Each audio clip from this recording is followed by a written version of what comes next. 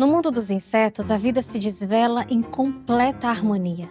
Em um delicado equilíbrio, cada inseto desempenha seu papel essencial, tecendo uma rede de vida que sustenta o mundo. No imenso mundo dos insetos, há um grupo altamente dependente do trabalho da colônia. São pequenas criaturas que revelam a grandiosidade da natureza, em sua forma mais harmoniosa. Para eles, o bem-estar coletivo é mais importante que o bem-estar individual.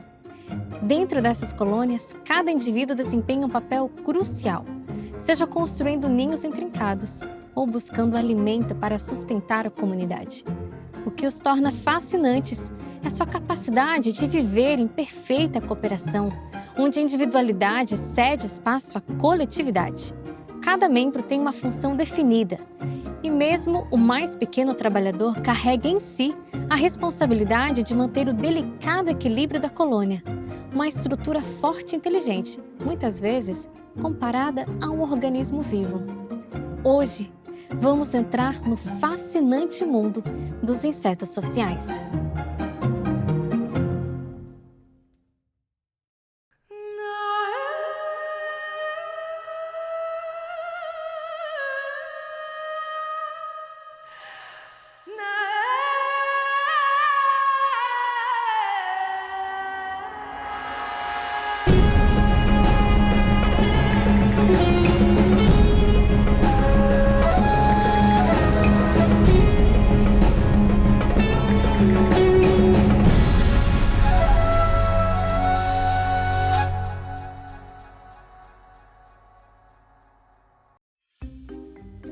Já imaginou um mundo com um perfeito trabalho em equipe?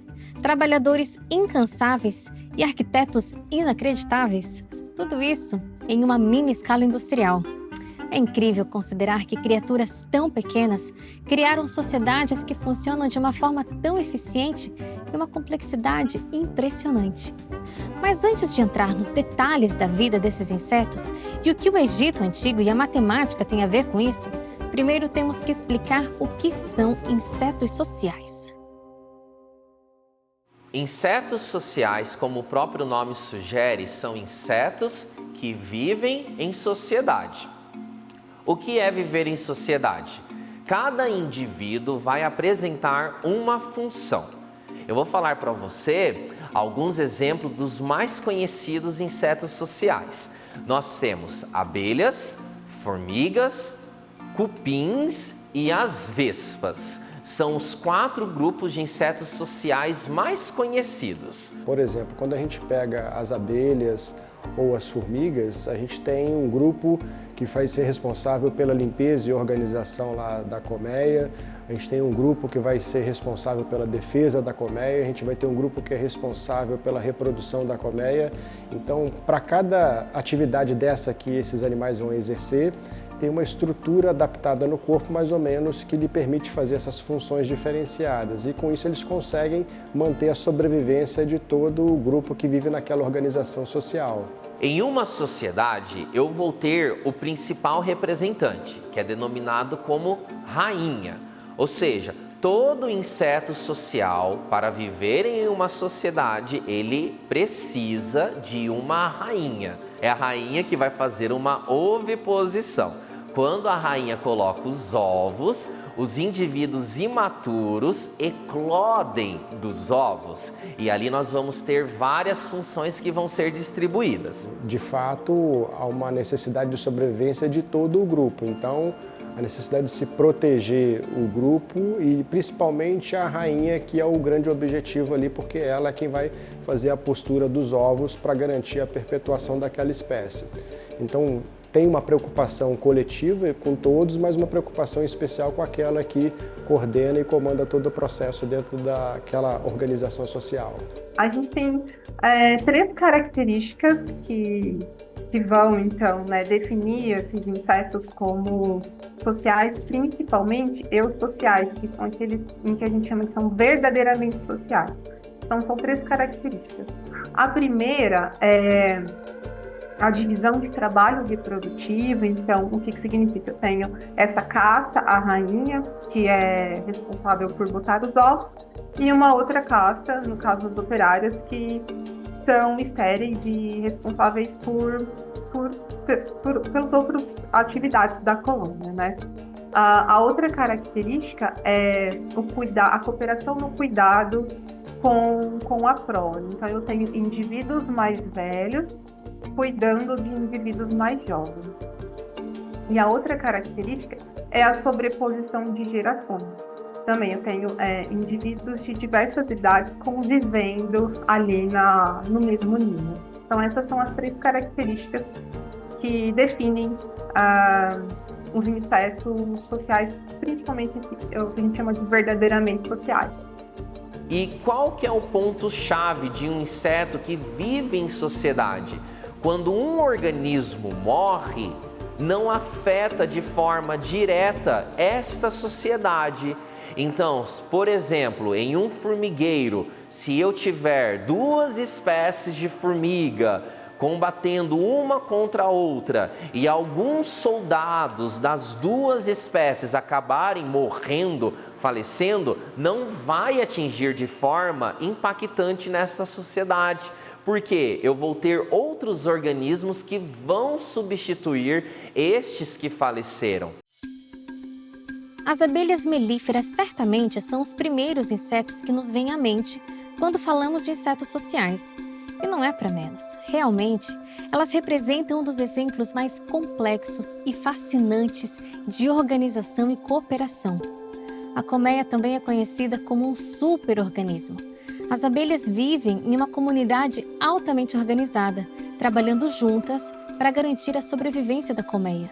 Para entender como as coisas acontecem dentro da colmeia e como as abelhas trabalham, fomos até a Cidade das Abelhas, em Embu das Artes, no estado de São Paulo. Quem nos recebeu ali foi o Wilson, apicultor há anos e apaixonado pelo mundo das abelhas. Então, essas casinhas são formadas por vocês? Isso, essa é o modelo Langstroth americano, que é o tamanho exato, porque se você fizer o tamanho errado, elas não é que elas não aceitam, elas propolizam e você não consegue tirar os favos. Então, foi descoberto por esse cientista, podemos dizer assim, o espaço abelha. Então, são caixas que têm um sistema prático e que, se eu pegar um favo daqui, eu coloco em outro enxame, porque muitas vezes o enxame está em grande produção e aqui ele está fraquinho. E como ainda não tem o odor da abelha que não nasceu, você pega enxames que vão nascer. Você pega um favo daqui, coloca no enxame fraquinho para ele ter maior população. No mundo existem cerca de 20.000 espécies de abelhas. Essa diversidade engloba uma vasta gama de tamanhos, cores e comportamentos adaptados aos mais variados ecossistemas e climas. No entanto, entre essa imensa variedade, apenas uma pequena fração das espécies de abelhas vivem em sociedade e produzem mel. As abelhas mais conhecidas por sua produção de mel são as abelhas europeias e as africanizadas. Essa pouca quantidade que produz mel são as que realmente podem ser chamadas de insetos sociais, e para essas, a vida na colmeia é marcada por uma precisa divisão de tarefas. Cada abelha tem uma função específica e essencial para o bem-estar da comunidade. E em qualquer colmeia, você vai encontrar a seguinte divisão: a rainha, que postula os ovos, os zangões, cuja única função é fecundar a rainha, e as operárias, que ditam o ritmo dentro da colmeia. A abelha operária é a que faz tudo na colmeia. E como ela faz tudo o trabalho, ela inicia, ela já fica com uma ama seca das que vão nascer, ela é engenheira, ela faz os alvéolos, ela depois vai caminhando e vai mantendo o seu calor dentro da colmeia, depois ela vai fazendo ainda um trabalho grande de proteção da colmeia, então ela fica dentro, na frente da colmeia, para não deixar nenhum inseto, outros insetos ou outras abelhas entrarem naquela colmeia. E por último, então ela faz o trabalho de buscar o alimento, ela vai buscar o pólen e o néctar. São responsáveis por todas as atividades de manutenção e crescimento da colônia. Então, quando elas são mais jovens, elas realizam tarefas internas ao ninho, né, como construção de células de cria, cuidar da cria jovem, alimentar as larvas E à medida que elas vão envelhecendo, elas vão ficando responsáveis pelas tarefas fora do ninho, que é a defesa e a coleta de alimentos e outros recursos, como água, resinas. Já o zangão, ele é um Dom Juan na colmeia, é um boa-vida, podemos dizer assim. Ele é alimentado porque a língua dele é atrofiada, então ele não consegue pegar o néctar, então ele tem que ser alimentado, né? Ele é todo desajeitado, ele é meio grandão assim e tal, então ele também não tem ferrão, o zangão, então ele não pode defender a colmeia, mas é dele que depende a perpetuação da espécie. E a rainha é a que domina toda a colmeia, porque ela solta podemos dizer, um feromônio, um odor característico dela, da presença dela. O ciclo de vida de uma colmeia é uma fascinante jornada de transformação. Tudo começa com a abelha rainha, a maior abelha da colmeia e única fêmea reprodutora. Ela cuidadosamente deposita seus ovos em alvéolos individuais. Ela pode colocar mais de 2.000 ovos por dia. Em alguns dias, os ovos se transformam em larvas e passam a ser diligentemente alimentadas pelas operárias. Depois, elas entram na fase de pupa. As operárias selam a pupa dentro dos alvéolos para que elas se desenvolvam em paz. Depois de 2 semanas, uma abelha completamente adulta emerge do alvéolo, pronta para cumprir seu papel na colmeia. Ela luta para sair do alvéolo e assim que sai, já começa a trabalhar. Uma colmeia saudável pode abrigar cerca de 60.000 abelhas, com sua população variando conforme a estação do ano, a força da colônia e as condições ambientais. Dentre essas milhares de abelhas, apenas uma é rainha e algumas centenas são zangões. O restante, a vasta maioria, são as operárias. São elas que ditam o ritmo dentro da colmeia. Aqui atrás dessa porta, nós podemos ver o funcionamento dentro de uma colmeia. Elas estão protegidas por uma parede de vidro e o que vemos é um trabalho intenso. A maior parte da colmeia é constituída por abelhas operárias. São elas que constroem a colmeia, que buscam pólen, que produzem o mel, entre outras atividades, já que a rainha e os zangões têm funções diferentes. E se a gente toca aqui no vidro, dá para perceber que elas também trabalham para regular a temperatura dentro da colmeia. A temperatura dentro de uma colmeia precisa ser mantida entre 34 e 36 graus. Esse controle térmico é essencial para o desenvolvimento das larvas e para a saúde da colônia. A temperatura ideal permite que as larvas se desenvolvam adequadamente, garantindo a continuidade de novas gerações de abelhas saudáveis e fortes. Além disso, o calor ajuda a manter a consistência do mel e da cera nos favos, prevenindo que endureçam ou que se degradem. As abelhas operárias trabalham incansavelmente para manter essa temperatura. Quando está frio, elas se aglomeram ao redor da rainha e das larvas, se movimentando para gerar calor e aquecer a colmeia. E no calor excessivo, as operárias batem as asas para criar uma corrente de ar que ajuda a resfriar o ambiente, chegando até a buscar pequenas quantidades de água para evaporar dentro da colmeia. Uma inteligência e engenhosidade simplesmente fascinantes.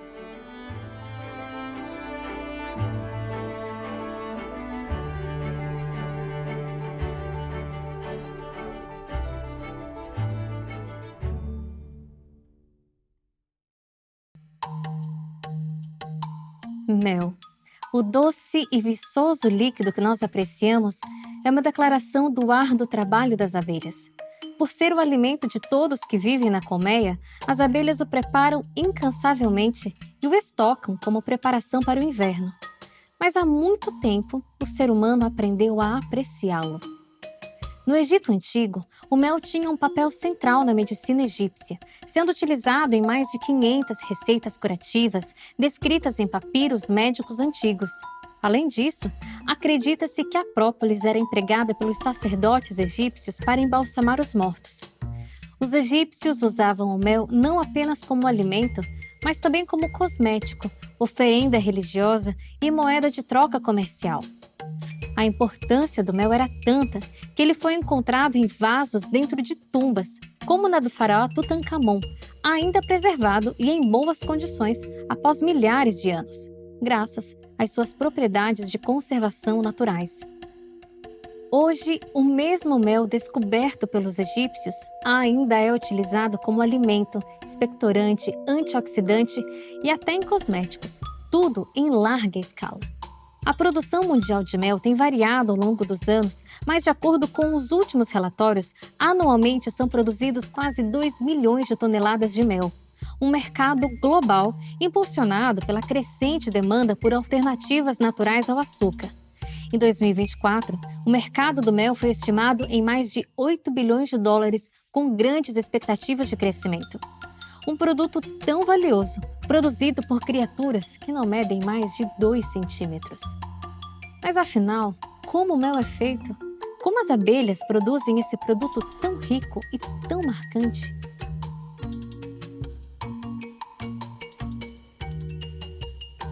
O que acontece? Quando ela faz a polinização, certas plantas dão pólen. Exemplo, aqui no apiário nós temos a titônia, que é um margaridão que dá muito pólen. E temos a astrapeia agora, que dá muito néctar, porque são flores próximas. Quando as flores são próximas, fica mais fácil para ela não precisar se deslocar.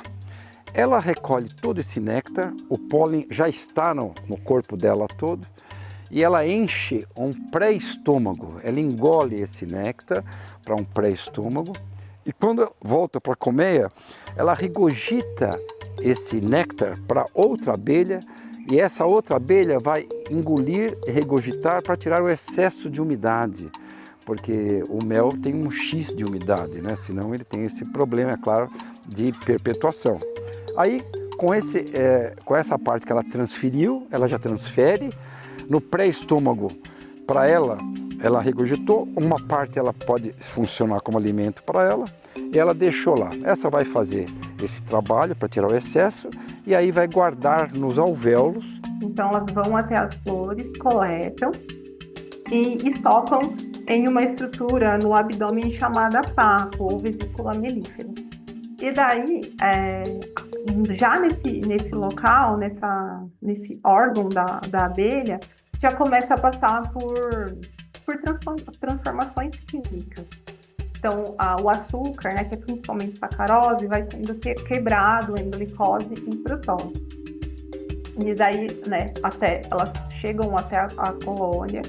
No caso da abelha melífera, elas depositam esse néctar que já está pré-processado nos favos e ali também ele vai sofrendo desidratação. Ele vai perdendo água para atingir ali a porcentagem de 20%, que é quando a gente fala que ele está maduro e está, então, adequado para ser coletado e consumido. As abelhas trabalham em perfeita harmonia. Elas depositam o néctar nos alvéolos dos favos e usam suas asas para evaporar a água excessiva. À medida que a água evapora, o néctar fica mais espesso e engrossa, se transformando no rico e dourado mel que conhecemos. Quando o mel está pronto, as abelhas selam o favo com cera, o preservando para ser consumido no futuro. A colmeia é o motivo do trabalho delas e, ao mesmo tempo, o que torna tudo possível. Ela é uma verdadeira maravilha do mundo natural e serve como casa, despensa e enfermaria para as abelhas. Mas o formato dela, em hexágono, chamou a atenção de cientistas ao longo de eras. O primeiro a observar a precisão matemática das colmeias foi Papos de Alexandria, um matemático grego que viveu no século IV d.C. Ele observou que as abelhas usam uma configuração hexagonal para construir seus favos e sugeriu que o hexágono é a forma geométrica que maximiza o espaço de armazenamento e minimiza a quantidade de cera necessária para a construção.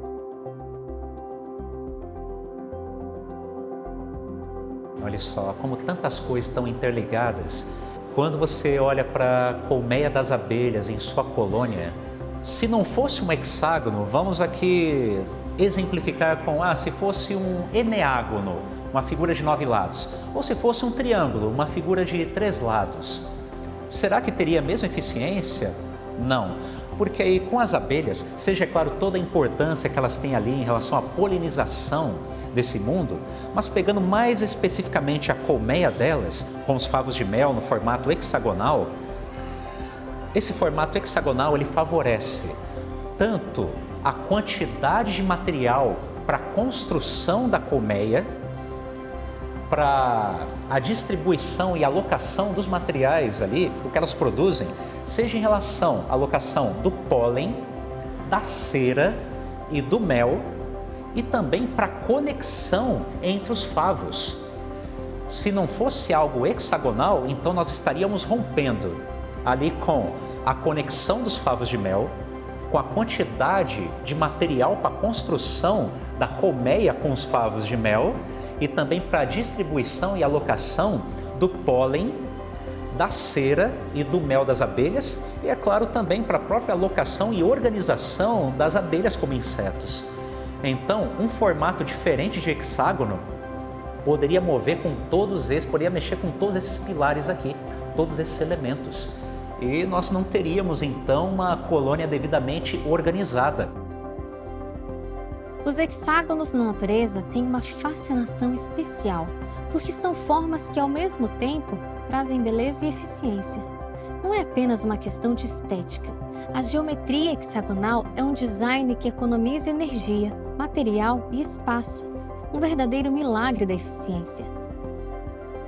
As abelhas já são esse grande exemplo, né? Seja para a conexão entre os favos, sim, que nós falamos, para melhor ali armazenamento do pólen, do mel, da cera, das conexões, para as próprias abelhas também se alocarem, porque ali nós temos as larvas, ali a pupa, os ovos, tudo isso.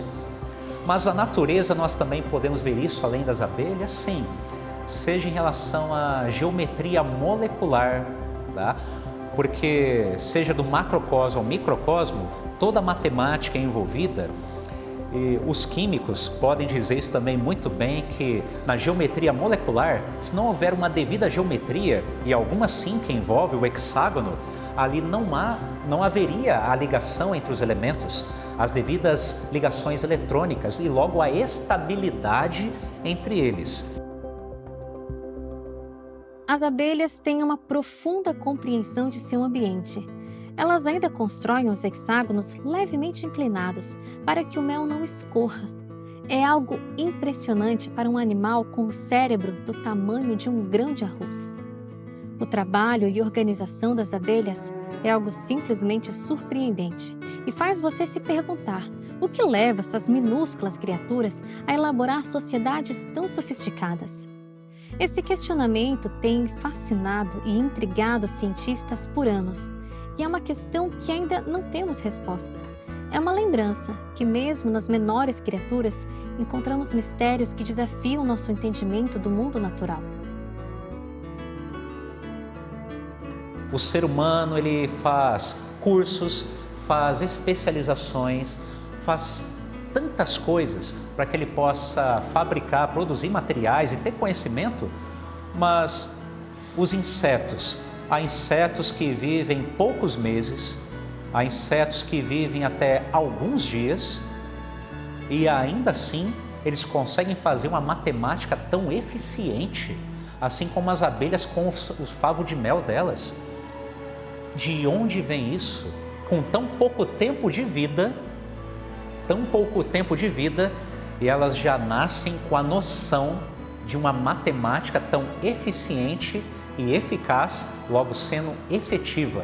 É algo que vai além da nossa compreensão, algo que nos aponta para um designer que projetou tanto elas quanto toda essa estrutura da colmeia com desígnio, com propósito.